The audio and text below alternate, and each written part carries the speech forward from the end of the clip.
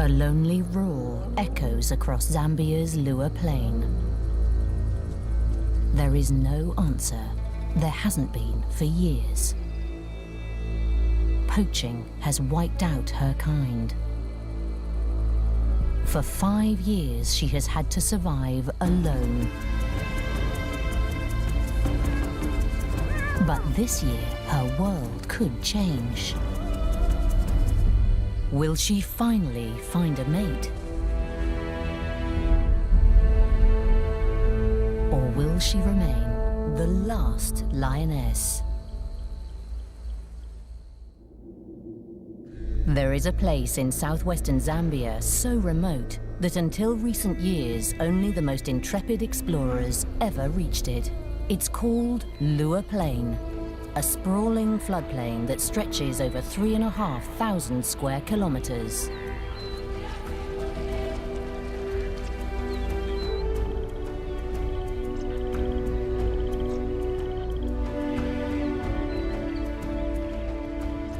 In the heart of this isolated wilderness lives one lonely lioness. She is known as Lady Lua, and she's in her prime. All her instincts drive her to find a mate, have cubs, and form a pride of her own. But she can't. She's alone here. There isn't another lion for hundreds of kilometers. It was humans that sealed her fate. For though few outsiders make it to Lua Plain, some of those that have changed it forever. This is a wounded land. In the late 1990s, poaching tore through its wildlife populations. As the Angolan War raged, soldiers and villagers slaughtered Lua's herds for food, while a scourge of illegal trophy hunters stole its most majestic creatures. Animals once plentiful on the plain disappeared. Wild dog, buffalo, eland, all gone. Prey shortage and trophy hunting drove the once thriving lion population to collapse.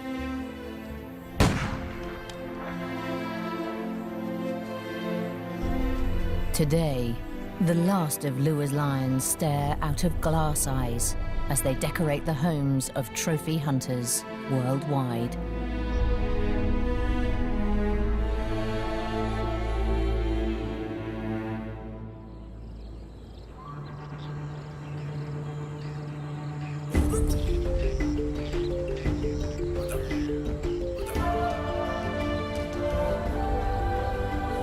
Since 2003, this land has been protected by the African Parks Network. The poaching has all but ceased, and its wildlife populations have begun to recover.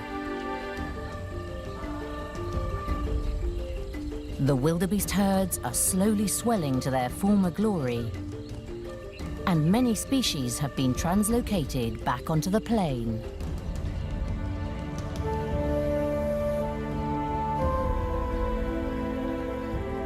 But of the lions, only one remains.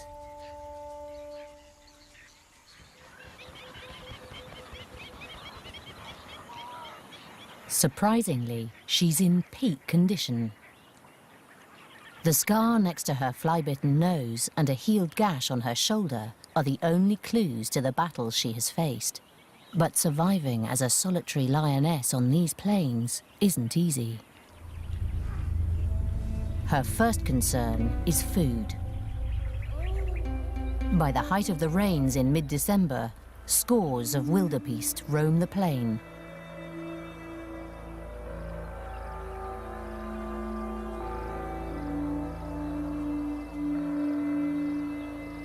In the dense grasslands, Lady is all but invisible.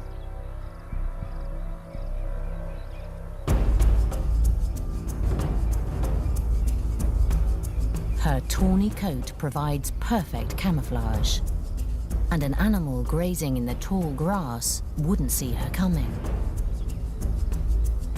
But wildebeest prefer short grass.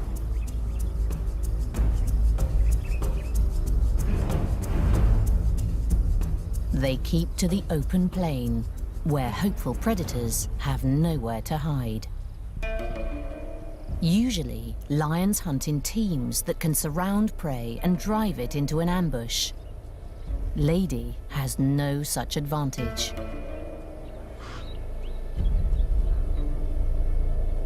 She must stalk her prey alone, in plain sight.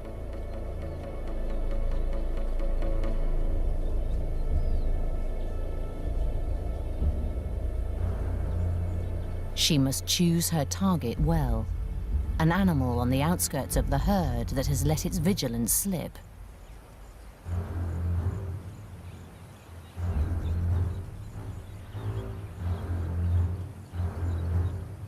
Wildebeest warn each other of danger, so she must approach unseen by the entire herd.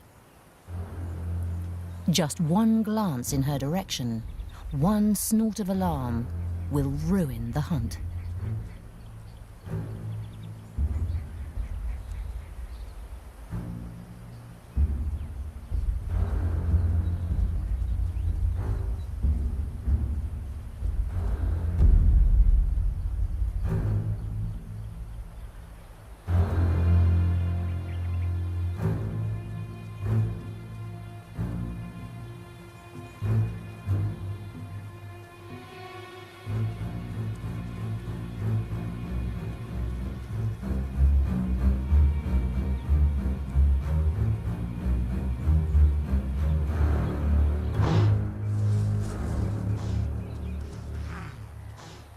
Just like that, the hunt is over. With the herd's vigilance peaked, it's not worth another try.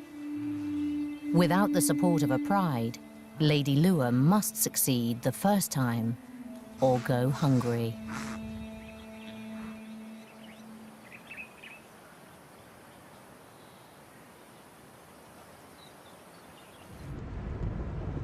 In 2005, a South African cameraman named Herbert Brouwer came to Lure to film spotted hyenas.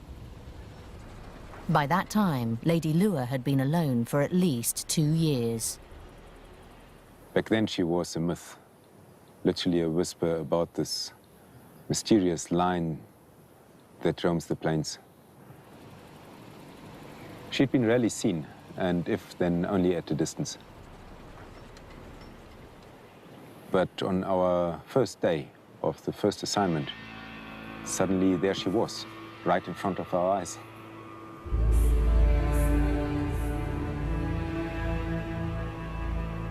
Herbert is one of the very first outsiders to see her and confirm that she is alive and healthy. It's early November, the start of the wet season, and a fearsome storm approaches. Lady Lure will use it to her advantage.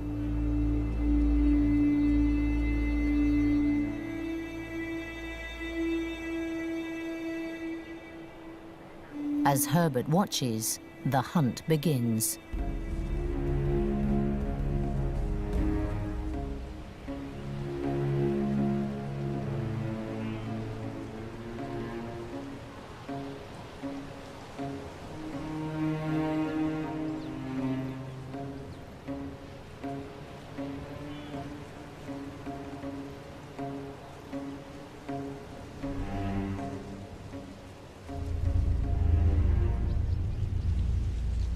The new calves make perfect targets.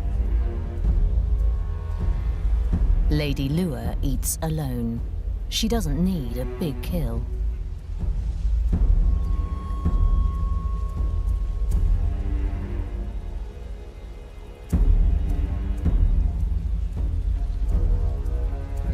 A calf will keep her going for almost a week.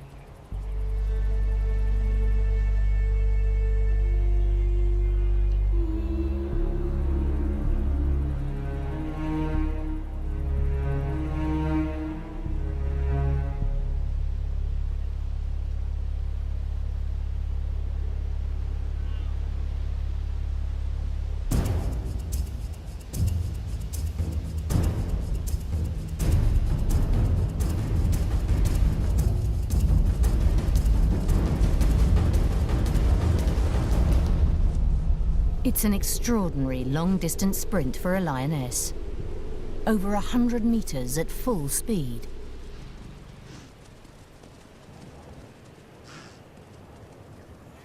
I was amazed not only how fast, but also how far she ran.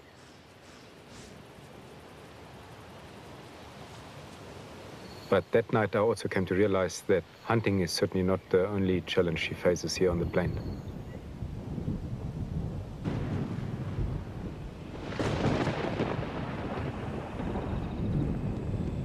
Lady Lua is the only lioness here, but she's not the only predator.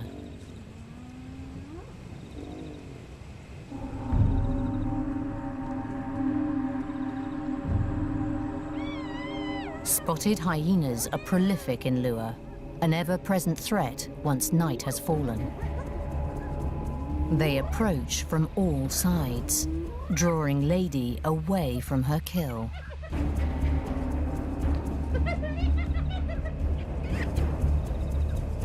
It's a cunning diversion. And an easy steal.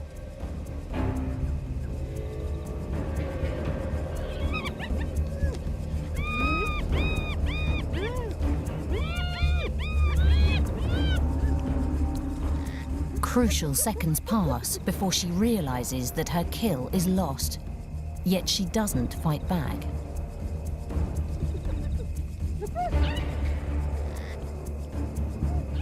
Her small, half-eaten carcass is not worth a fight with half a dozen hyenas. Lady's survival hinges on avoiding conflict, as much as it does on making kills. In the months following the first sighting, Herbert keeps a constant vigil for Lady on his filming expeditions.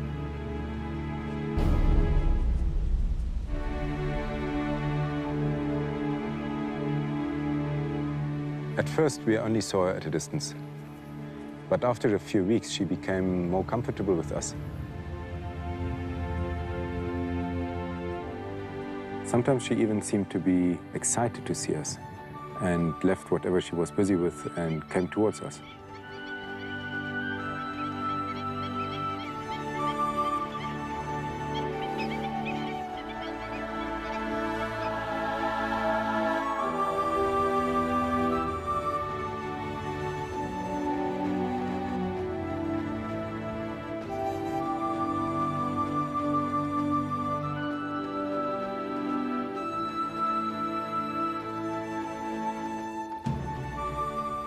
I think we were the first animals in years that she approached that were not running away. And she slowly tested the waters to actually see how far she could trust us.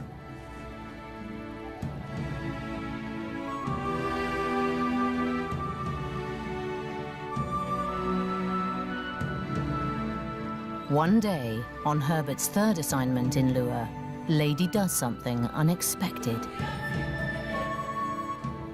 She came towards our vehicle, and when she was really close, just a few meters away, she rolled over, almost as if she wanted to show that she trusted us.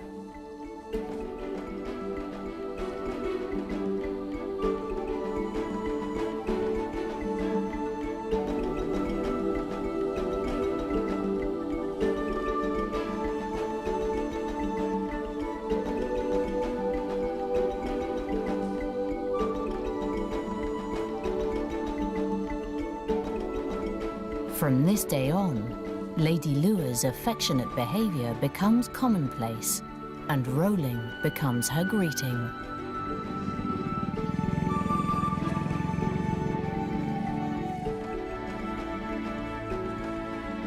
We knew she recognized us and that she somehow started bonding with us.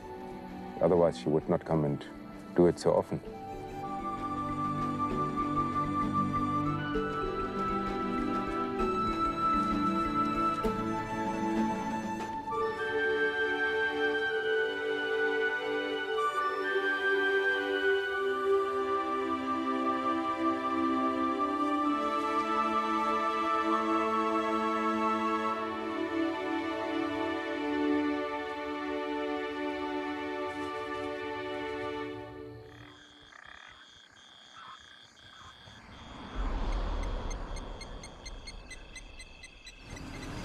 Sometimes, Herbert finds Lady near their camp at night when the crew sets out to film. She allows them to follow close behind her as she roams the plain. On one such night, Lady leads the crew to a pan where a wildebeest cow is straining through a difficult birth. The calf seems stuck in the birth canal, and the cow can no longer stand.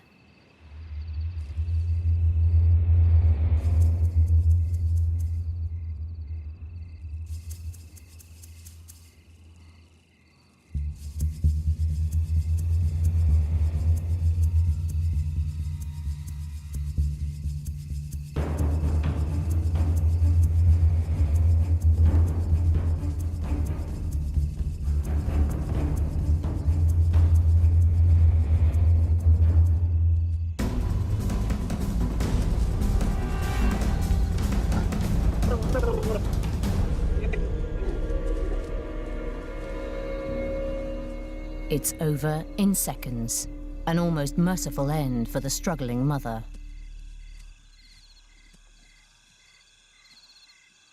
This is a big kill for Lady. It will feed her for days.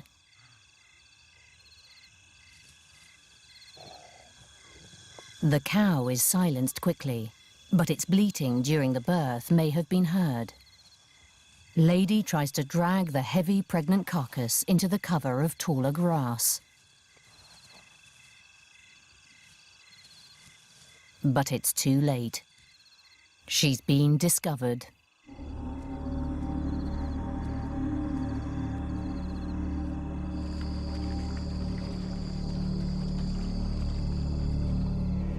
Elated with the easy kill, Lady toys with the carcass like a kitten, oblivious to the threat that closes in around her.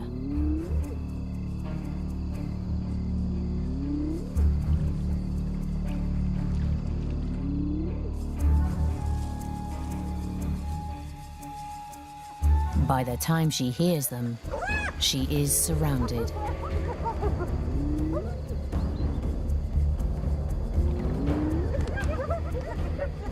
Ominous calls lure her away from the kill once again.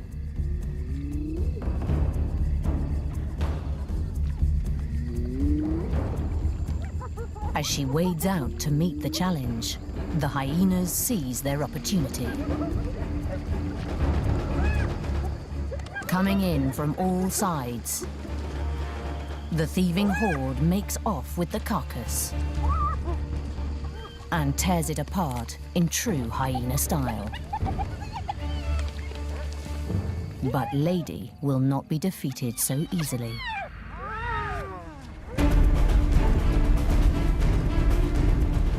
Unlike the calf, this kill is worth a fight. She may be alone, but she is still a large, fearsome lioness. It's 12 hyenas to 1, but despite their numbers, the hyenas cower.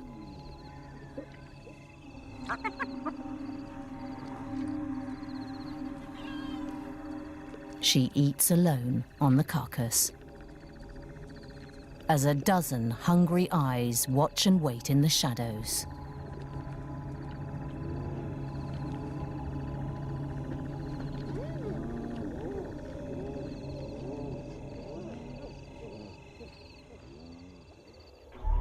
Over the years of filming, Herbert came to learn that Lady's relationship with the hyenas changes with the seasons. By August, the grasslands are tinder dry and the pans parched and cracked. All life strains against the drought. The wildebeest herds head for greener pastures up north, leaving only a few tough bulls for prey. In these sparse times, every scrap counts. For many predators, scavenging becomes a necessary part of life.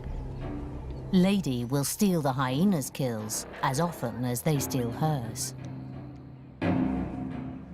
In the dry season, they are mortal enemies, and Lady fights for every carcass.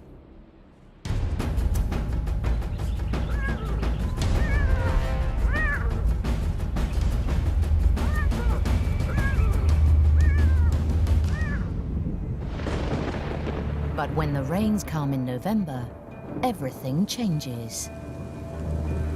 Weeks of unrelenting downpours drench the landscape.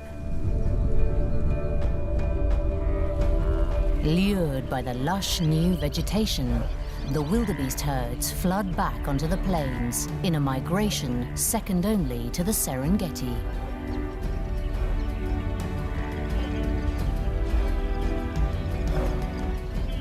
Calves are born by the hundreds, and prey abounds. Lady thrives in the wet season, killing so often that hunting becomes more a sport than a necessity.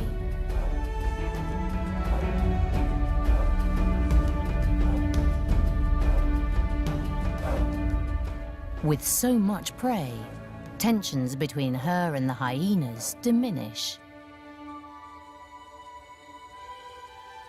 Sometimes she'll calmly abandon a fresh kill,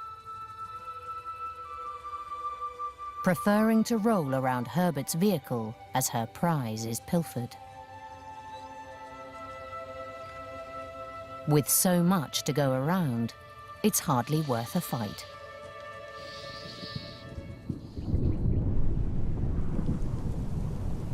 But by January, things change once again. The rains reach their climax, and the plain disappears underwater.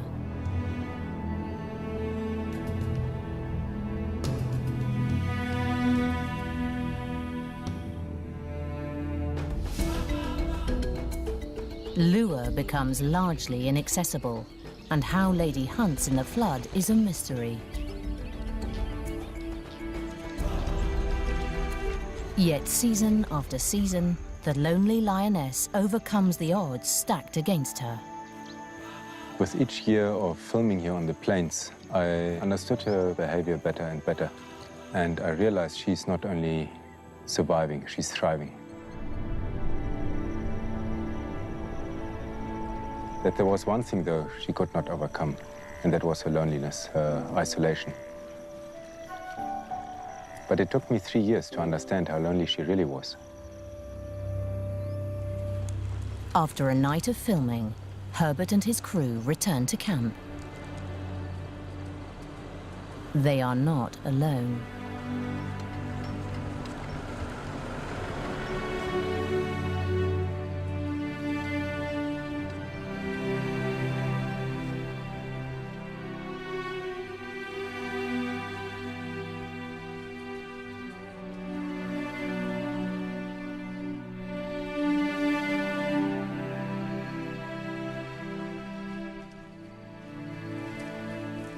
As Herbert walks through camp in the dark, he hears a movement in the trees.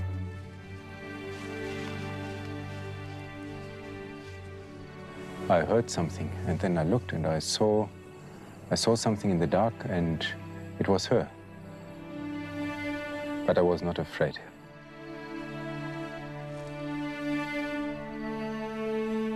I knew somehow that she was not there to do us any harm, or that she did not come to hunt.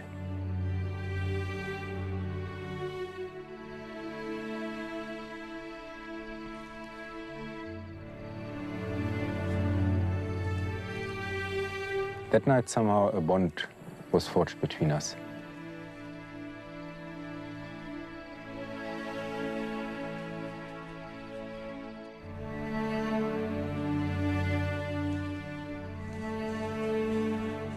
Since then, she's come into camp every other night.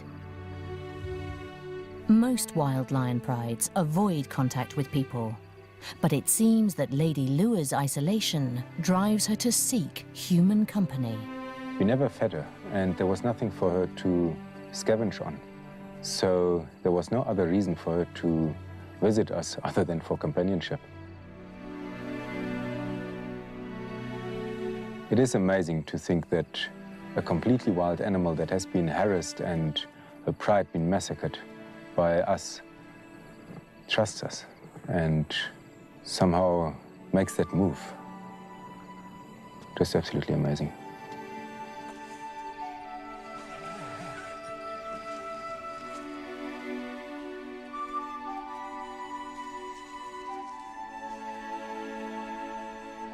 Sometimes she would lie next to the tent.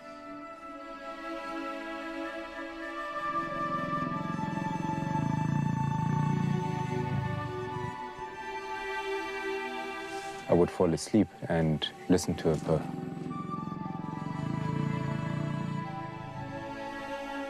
And the next morning, I would wake up and she was still there.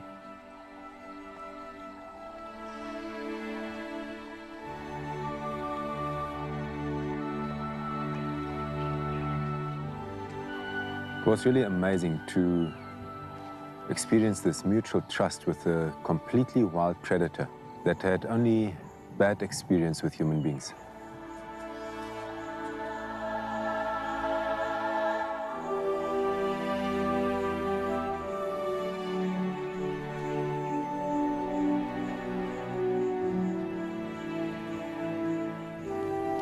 She's obviously following me because she's looking for company.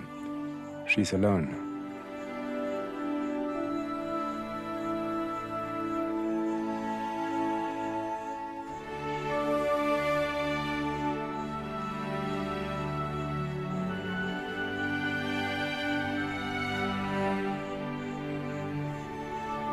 As much as I care for Lady Lua, I know that I must keep my distance.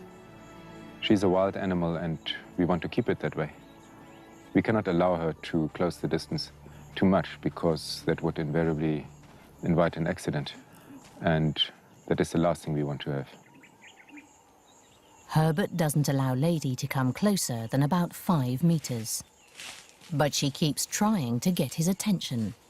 I knew something had to change when she started changing her behavior. She scratched the trees. She even destroyed the seat of the Land Cruiser. And I realized I could never be the mate she was looking for. She really needed a companion of her own kind. At last, in October of 2008, this may just be possible. Herbert is not the only one who's been following Lady Lua's plight. Craig Reed of African Parks manages Lua Plain National Park, and for the last 2 years, he's been hatching a plan to bring lions back to Lua.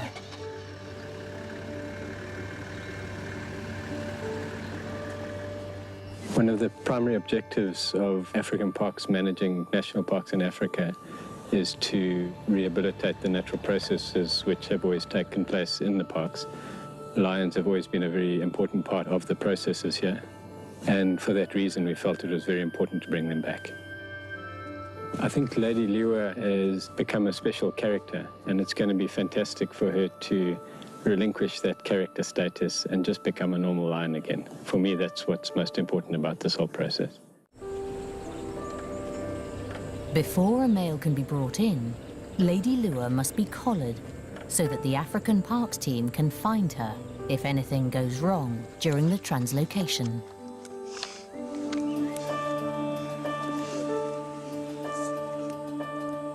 Despite vet Ian Parsons' special care, sedation can be a traumatic experience for any wild animal.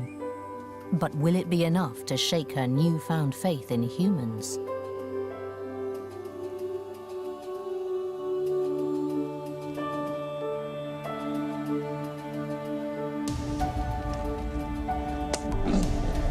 The shot is perfect. The team must move quickly.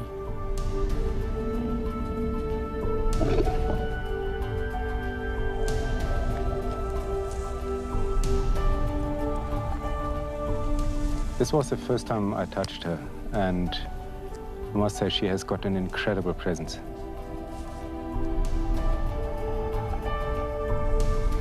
But I keep wondering how she will react to the whole process. I really hope that she does not go back into hiding after all this.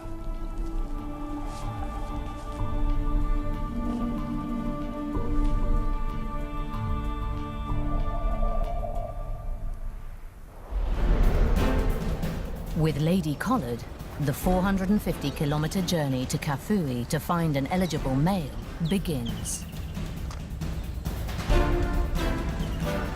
After days of searching, they find a perfect target. Young, healthy, and looking for a pride of his own.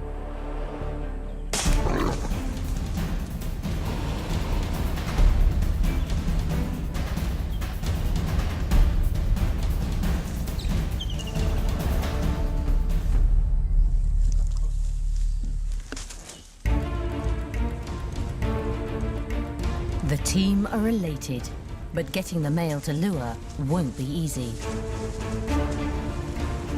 It's the dry season, and the long road back is riddled with pitfalls.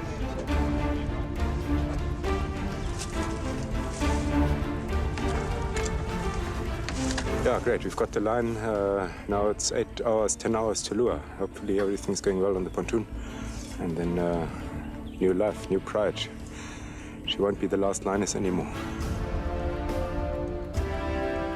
The roads are rough, the temperature's searing, and the lion must be sedated many times before finally reaching the enclosure in Lure.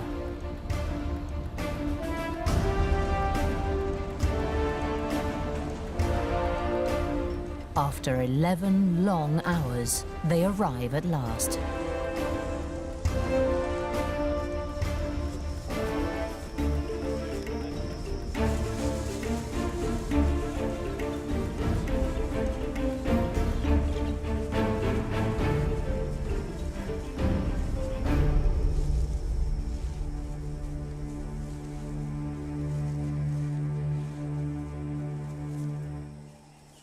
There's nothing left to do but make the lion comfortable, leave him a good meal, and wait for him to wake up. But something goes wrong. The lion panics as he comes around and must be sedated again. But this time, he chokes on regurgitated food. He doesn't make it. All the team can do is cremate him, so that the sedatives in his system won't poison scavenging animals.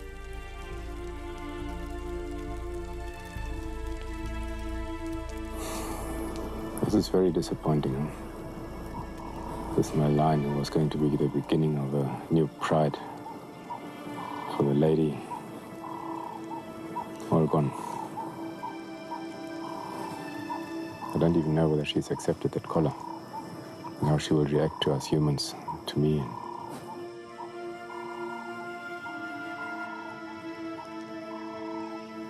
Now, let's see from here. Herbert returns to camp to continue filming, but a shadow hangs over him and the crew. He still doesn't know how Lady has reacted to the collaring, and whether their relationship has changed.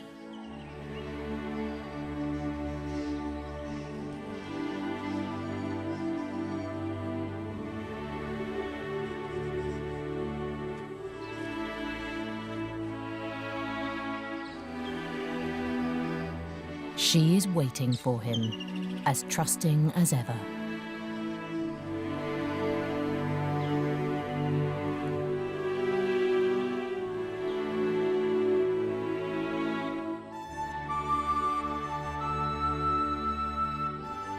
Seeing her again, I know that we cannot give up on her.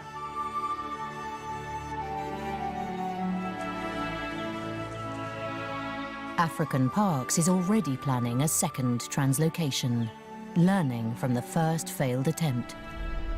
This time, they wait almost 8 months for the end of the rains, when much of the region remains underwater. On the 11th of May 2009, the team returned to Kafue. As the sun sets, audio recordings of lionesses roar out over the valley, luring hopeful young male lions into the area with the irresistible promise of mates. I've got 2 lions coming towards us. Okay, we heard them calling. 2 males confirmed. This time, the team look for a coalition, 2 brothers who can support each other through the translocation process.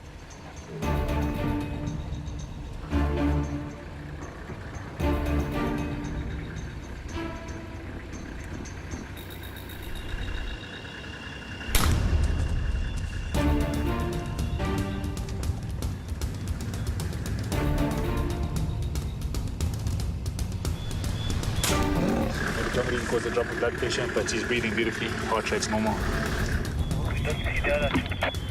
Okay, that's no problem. We'll keep an eye out on this, huh?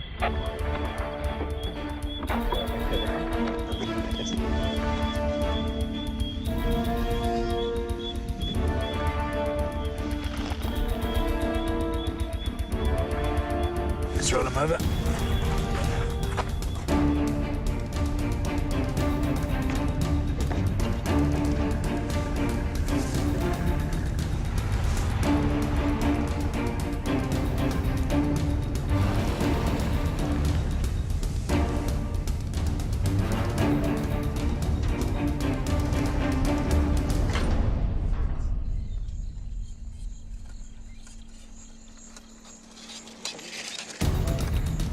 At dawn, the journey to Lua begins. It's a 5-hour truck ride to the flooded marshland that surrounds Lua Plain. And another hour by boat to Lua.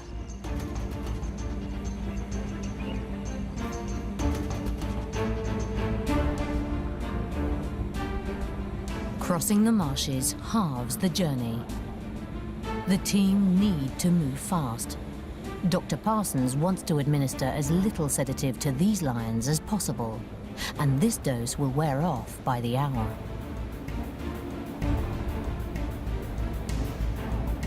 There's another advantage to the wet season. Lions have a strong homing instinct, but the high water should keep them locked in Lua for long enough to settle into a new territory.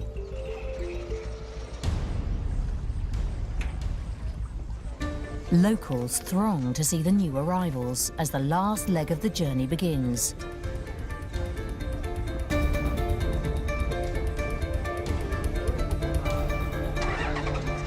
An hour-long race across Lua Plain to the enclosure.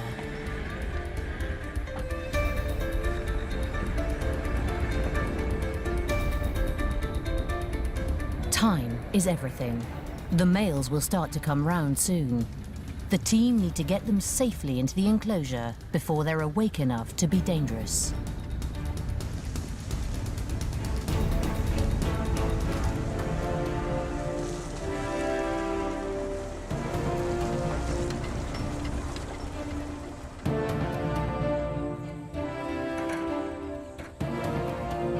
Before the lions are released, one male needs to be collared so that the coalition's movements can be followed and apprehended if they make a break for home.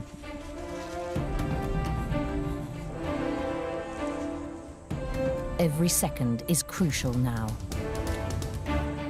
The lions are so groggy that they can barely move, but the drug-induced stupor lifts by the minute.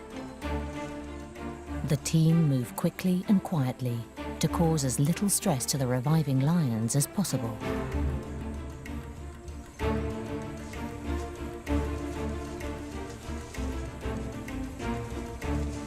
They'll stay in this enclosure, known as a boma, for about 2 weeks, to prevent them from harming Lady or trying to escape back to Kafui as they acclimatise to their new environment. For Dr. Ian Parsons, the translocation so far is a success. Okay, the lions have arrived. They're here now and lying peacefully, waking up slowly, surfacing from the anesthetic. And we hope that that'll continue. It'll take about another half an hour to an hour for them to be fully awake. And all being well, they'll have an uneventful recovery.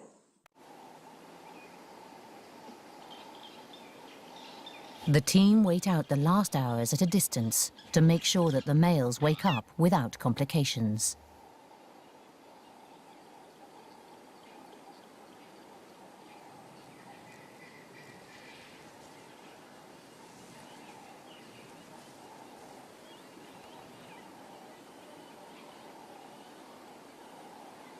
The lions seem healthy and unharmed by the journey. But through the night, painful yelps resound from the enclosure. Craig sets out at first light to assess the situation.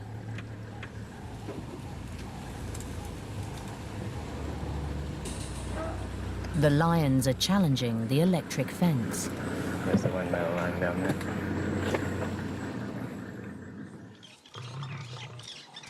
The males are agitated, with grazes from their assaults at the fence, but otherwise unharmed. As hoped, they seem to be keeping each other calm. But their cries have alerted more than just Craig. They can smell her before they can see her. Lady Lua. For the first time in over 5 years, she's heard the cries of her own kind, and she's come to investigate.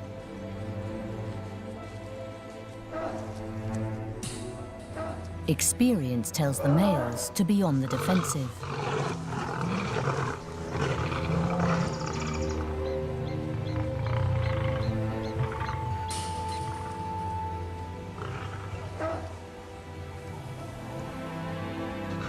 Lady is uncertain of the newcomers.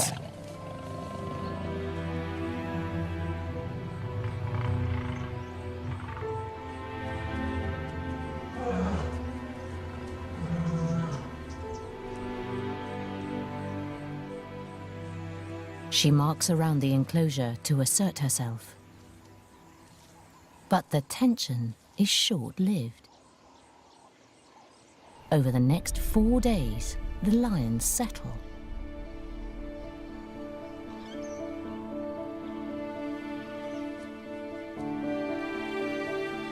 Lady stays near them day and night, leaving only to hunt.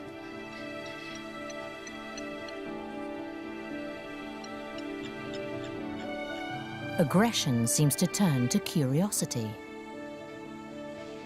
Fear to security.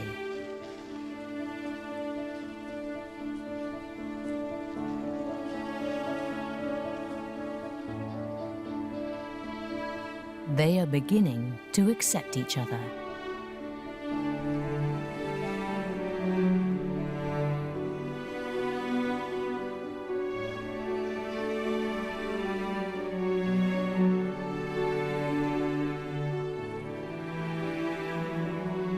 Everything seems to be going perfectly according to plan. Until, on the 5th day, Herbert and his crew make a shocking discovery. When they arrive at the enclosure, the lions are nowhere to be seen. September, just have a look here.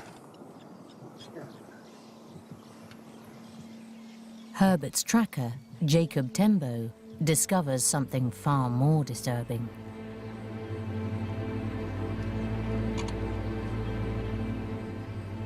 There's a hole in the fence. The guys must have gotten out there. The boys are out. Let's go. Let's go. Let's get out of here and let's have a look. Let's just go around and see whether we can maybe telemetry them or find them.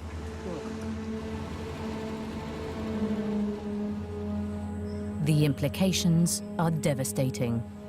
If the lions have headed north towards Angola and the collar is out of range, this could be the end of yet another translocation.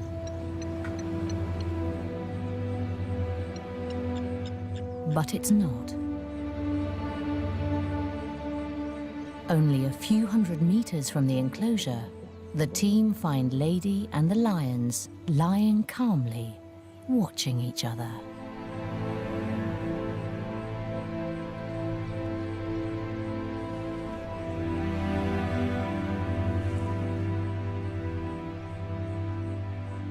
Lady begins to roll.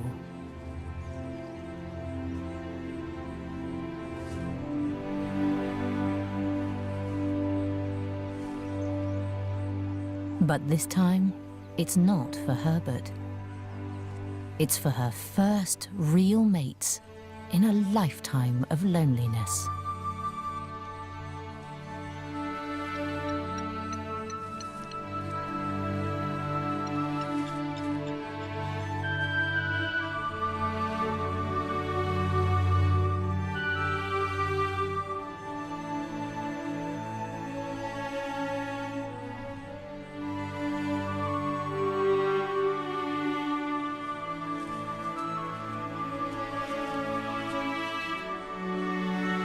Whether the males will accept Lady Lua, mate with her, and form a new pride, whether Lady will raise cubs of a new generation of lions in Lua, only time will tell.